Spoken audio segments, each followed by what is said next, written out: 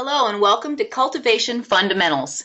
My name is Susan Snozzy and I am with the department here at BGCA called Resource Development, Operations, and Collaborative Services. And the goal of our department is to help all of you at the local club level to be successful in your resource development efforts. So I hope that you'll find this webinar is one step in building your success. Let's go ahead and get started. Before I came to BGCA, I was with a local club. And we had a summer gardening program. We had a member who was so excited about this program. Her name was Mercedes, and Mercedes had always lived in apartments and had never had a yard or a garden. And every day when she would get to the club, she would ask the staff member who was running the gardening program, "Are the tomatoes ready yet? Can we eat the tomatoes? Are the tomatoes ready yet? Can we pick the tomatoes? Is it time for the tomatoes?" Every single day. And every day, the staff member would say, "No, Mercedes, not yet. It's going to take a while. They aren't going to be ready until the end of the summer." And this went on all summer until finally one day, Mercedes came in and said, "Are the tomatoes ready yet?" And the staff member said, "Guess what? They sure are." When I think about donor cultivation, I think about this little girl in this gardening program. Because just like Mercedes had to have lots of patience and put in lots of time and energy tending those tomatoes, which finally paid off for her, so too do we have to put in lots of effort on cultivating our own donors. Let's review the learning objectives for today's session. First, helping everyone to understand the difference between cultivation and stewardship, both important but different concepts. Next, to understand the benefits of relationship building. Third, to help you feel more confident in visiting with prospective donors. Fourth, to understand the value of strategic questions and active listening and have some tips and advice on how to do those things. And finally, to give you great cultivation planning tools for success at your club. Let's look briefly at the resource development cycle and talk about where cultivation fits into the cycle. Now, the first two steps, identification and qualification, have to do with selecting those donors with whom you wish to work. Once you have decided that the donor you have is going to be a good prospect who is likely to give to the club, they've been through the prospect pipeline of identification and qualification, and now it's time to cultivate that donor relationship. And at this point, you enter into what's called relationship management, which is an ongoing process. And you'll notice once a donor goes into relationship management, they don't come out. We're always building a relationship with that donor. The difference between cultivation and stewardship is laid out on this slide. So cultivation refers to building a relationship with potential donors and, very importantly, educating them about the possibilities of a gift to the organization. Stewardship of donors refers to maintaining good relations with people who have already made a gift to your organization. So cultivation happens before the gift and as you're building up to getting a gift from a donor, and stewardship happens after the gift. Many of our clubs do a great job with stewardship, remembering to say thank you, show appreciation, recognize gifts, etc. But many of our clubs find that they simply don't have time for cultivation. And cultivation is so important in increasing the size of gifts that you get and continuing the relationship that you have with donors so that you aren't constantly churning through donors and having to find new donors all the time. So cultivation is really all about building a relationship.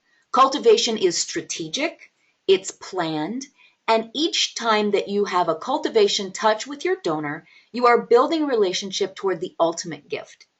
So let's talk about kind of a difference between a cultivation interaction and a passing interaction. So if someone said to me, "Yep, I had a great cultivation visit with Sam yesterday. I ran into him at the grocery store." That's not really a cultivation visit because it's not purposeful, it's not strategic, it's happenstance. But if you said, "I called Sam last week and he's coming in to judge our Youth of the Year competition," that would be an example of a cultivation visit because he's going to be moved ever closer to making a gift. So cultivation builds the relationship with the donors. And in a good relationship with the donor, you're going to have 5 things. The first is trust. In any relationship, a dating relationship, a familial relationship, or a relationship with donors, trust is absolutely vital. And the way that you build trust with donors is by doing what you promise and by showing that your organization can deliver. So if I tell a donor, hey, I'll send you some updated numbers that you asked for, and then I follow through by doing that, I'm building trust. If I just show the donor some of our financial statements from last year so that they know how money's being spent, I'm building trust. Next, respect. Respect for the donor, not as a checkbook, but as a person with their own goals, with their own thoughts, and their own giving agenda. Respect for that donor as a whole person. Next, mutual goals. Now, this is really interesting, and it's not something we always think about in resource development. It seems that your goal in fundraising is to raise funds, but really it's to create impact, because raising money is just a means to an end. The only reason we're doing this resource development thing is because we want to change the future for kids. We want more kids to graduate, to be safe, to avoid risky behaviors. We want our kids to be healthy. So that's the ultimate goal of our fundraising endeavors. Well, for our donors, it's the same thing. Their goal isn't to make sure you end the year in the black. Their goal is to make sure that kids end the year successful. So donors aren't giving because you have needs. They're giving because kids have needs. They're giving through you to a cause that is important to them. So you and the donors have mutual goals, and as you build a relationship with them, it's really important to highlight that. Next, appreciation. This isn't necessarily the stewardship step where you're stewarding a gift, but appreciation for your donors' time, for their advice, for their gifts. Next, communication. Good communication with your donor is vital. So this is keeping them in the loop, talking to them about things that matter at the club, not just talking to them when you need a gift, but making sure that they're really kept in your inner circle. So you're sending them newspaper articles that are relevant to the club. You're inviting them to activities that have to do with the club. You're talking to them about their impression of the club. You're building the relationship. So let's talk about why people give. Consultant CCS, who does lots of work with boys and girls clubs, conducted a massive study where they interviewed more than 6,000 donors and asked them, why are they giving to charitable organizations? And I think these are really important to us because these are things that we'll be bringing out during our cultivation with donors. First, people respond to a meaningful mission. And I would say there is no one who has a more meaningful mission than us. We save lives of kids every single day. We change the future for the entire nation by making kids succeed. People give to impactful programs. So here, when you're talking to donors and trying to cultivate them with an eye toward showing impact, think of it like this. Don't tell them what you do. Show them what you accomplish. So instead of saying, we have a homework help service, you would say, during our homework help time, our kids raised their grades by an average of 1 letter grade by participating. Rather than saying we have a meal program, say we served 50,000 hot and healthy meals last year. So show the impact of your program, not just the existence of your program. Next, people are inherently generous. People want to give. People give to people. They give to people with whom they have a relationship. And so here you want to build the relationship between your donor and your whole organization. People give because they like, respect, and trust the person who asked them. And you build that respect and trust based on those 5 elements that we talked about on the last slide.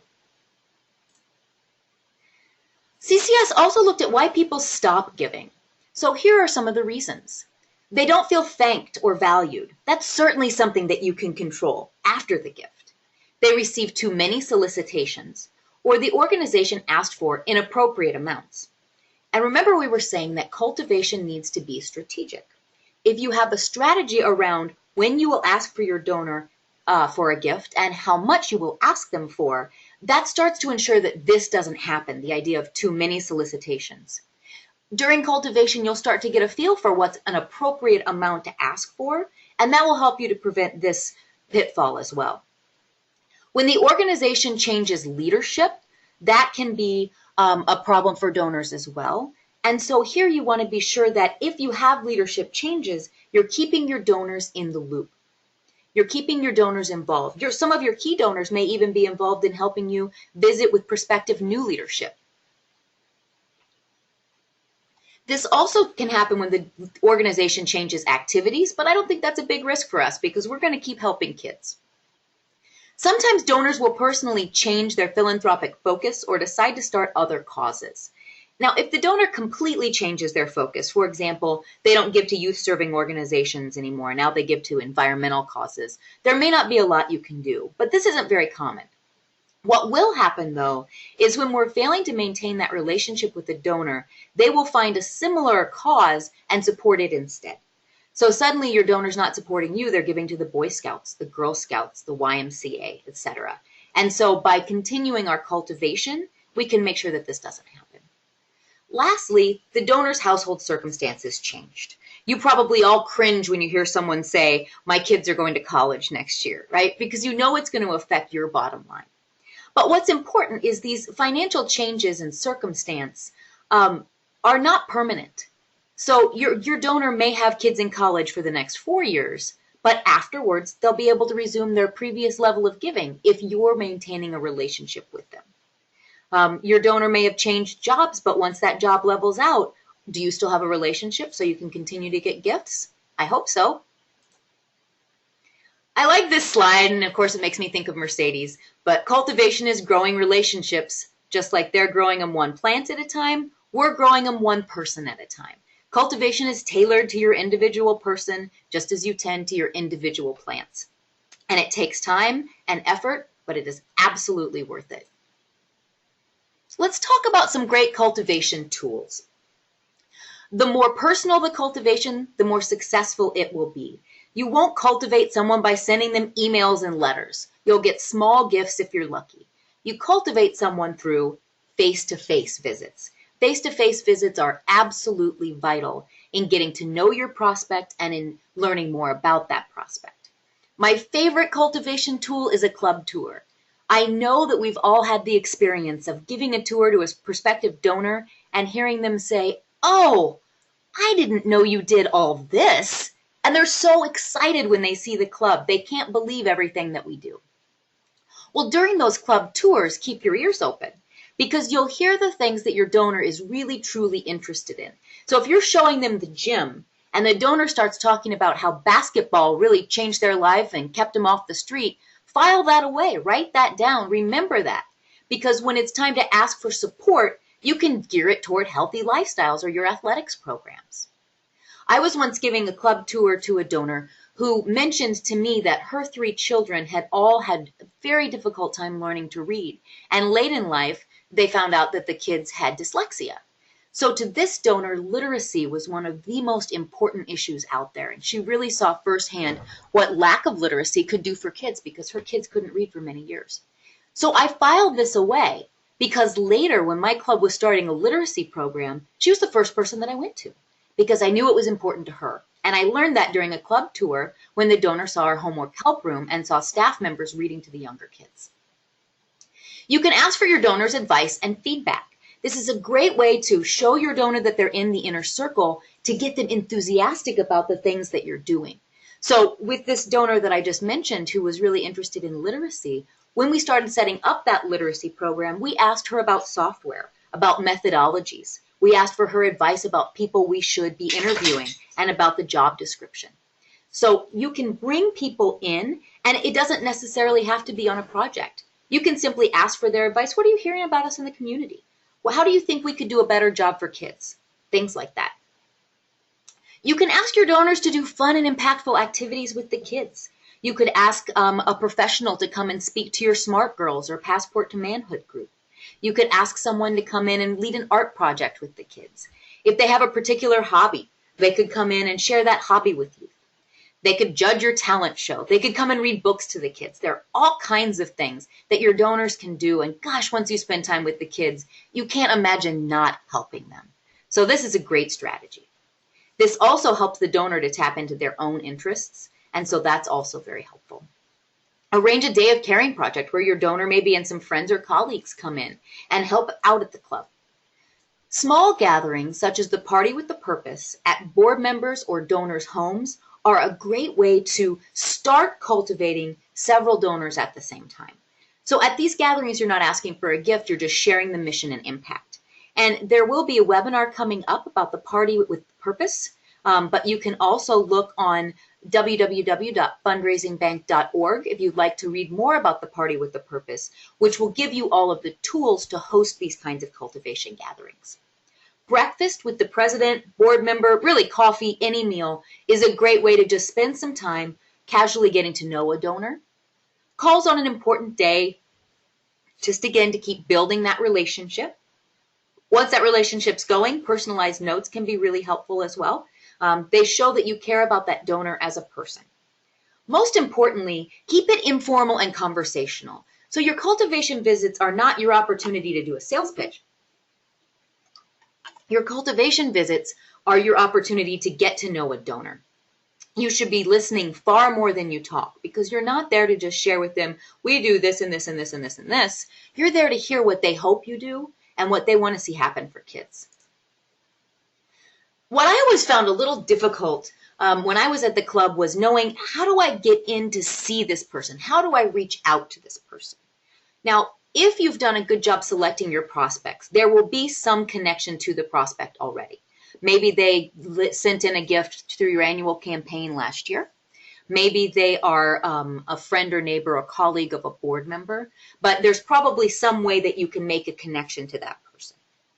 So it may be that you can get a formal introduction from the person who knows your prospective donor. If not, perhaps this is someone who came to one of your special events, but you don't know them well. Start out with a personalized note or letter of introduction. Some people send an email as well. Now, when I was at the club, I would always send a handwritten note because it's so much more likely to get opened and thereby open the door for you. So you can start out with a note that says, thank you so much for your support of our kids in coming to our gala. We hope you had a wonderful time. I would love the opportunity to talk to you a little bit more about what we do and our impact for kids, right? So you're just sending a little note, and then you follow up by calling them. Ask them for a short visit, 30 minutes. I'd love to show you the club. Could you come by for a 30-minute tour? Or you can ask them for advice. We are starting a new program in healthy lifestyles, and we'd love to hear what you think about reducing childhood obesity. Or we're really looking at how we're perceived in the community, and I'd like to ask you a little bit more about that. Enjoy coffee or lunch with them. Who doesn't like a free cup of coffee or a free lunch? Of course, be careful here because, first of all, you're going to need to pay if you do the inviting. And second of all, you don't want to appear extravagant. Inviting them for a tour, can't say it enough, or getting them involved. So maybe you're going to call that donor who has come to your special event each year but never been to your club and ask them if they could come by one day to share a little bit more about their experience at college with your graduating seniors. Get them involved in the club. Very important is that your visit is casual but purposeful. You have something or things that you're trying to accomplish in this visit. For example, I want to learn a little bit more about this person's charitable priorities. I want to learn a little bit more about what this person knows about our club. And you want to be sure that you're asking probing questions that evoke the kinds of answers that you need to get. So here are just a few examples. What do you know about our mission? What do you know about our vision? Ask them what they know rather than telling them everything that you know. Are you familiar with our 3-pillar programs? Here would be an opportunity to share a little bit in a conversational way. Do you know anyone who is a club kid or anyone who has been a club kid? The Boys and Girls Club is connected to so many people. We have so many alumni. It's entirely possible that they themselves are an alum or their neighbors, friends, or colleagues are at the club now or have been club kids. What do you believe is lacking in our community for kids? Now imagine what kinds of responses you could hear now and could tailor future asks towards these things the donor's really passionate about. What do you believe are the perceptions of our organization, nationally, in the community, in the state? What are your perceptions of our effectiveness? Now, it might seem when you hear that you'd be concerned. What if they say they hear we're ineffective? Well, the fact is, what you hear during questions like this, you can file away and use it later when you're planning your strategy for asking your donor.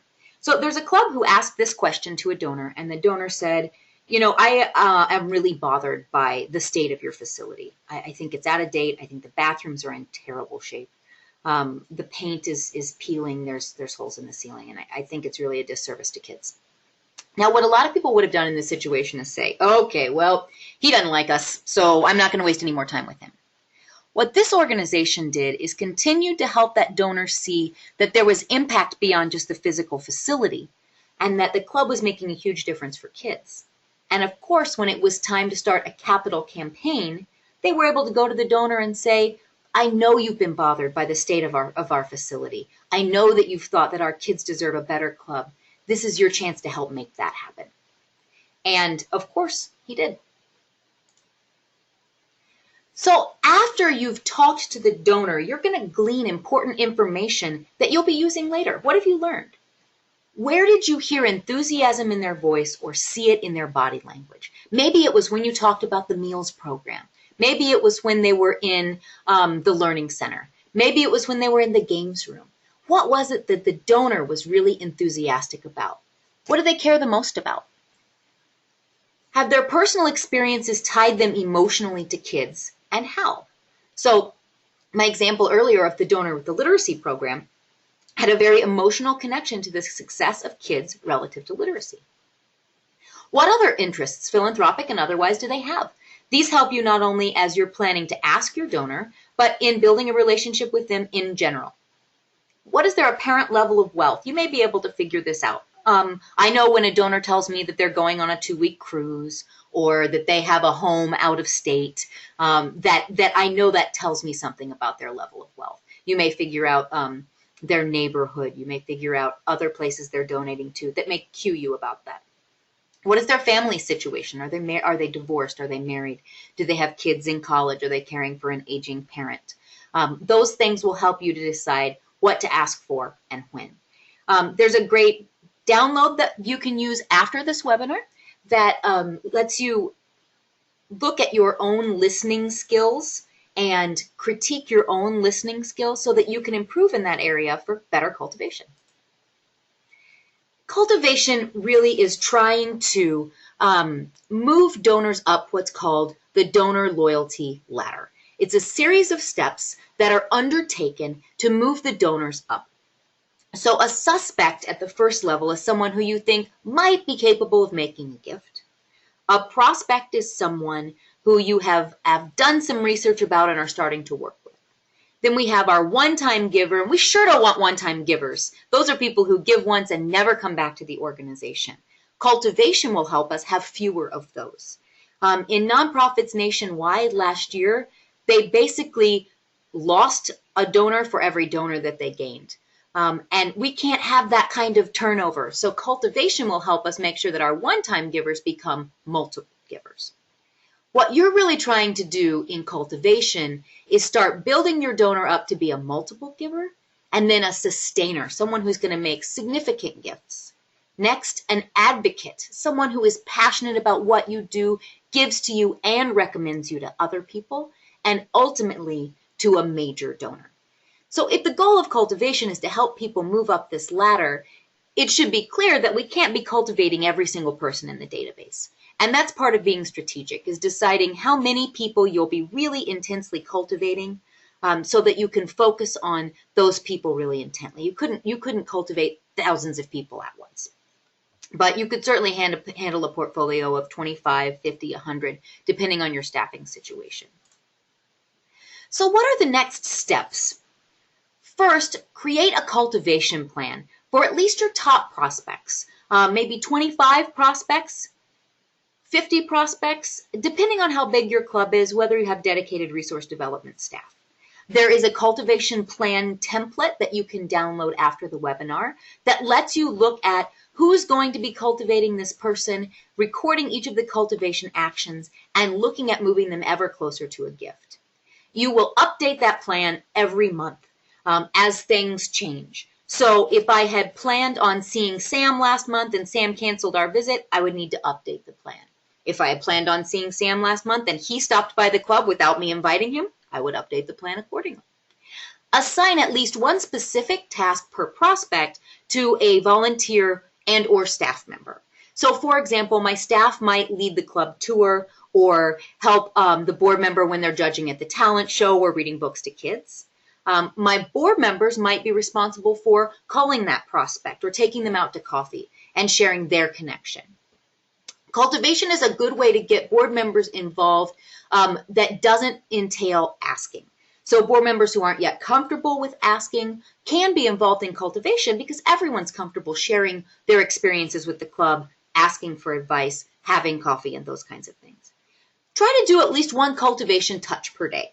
Now, this isn't one touch per donor, but this is a great way to make cultivation not so much work. So if you do one cultivation activity per day, you will be getting to all of the donors that you need to with time to spare. But if you're trying to do all of this cultivation at once, you're really going to be swamped. There are some great resources for you to download that go along with this webinar. They include a PDF of these PowerPoint slides, the Prospect Engagement and Cultivation Tracking Worksheet, a great Asking Strategic Questions handout that will help you to think of what questions you want to ask when you're talking to that donor. It can be easy to get mired down in small talk or in that sort of I'm doing a sales pitch about the club.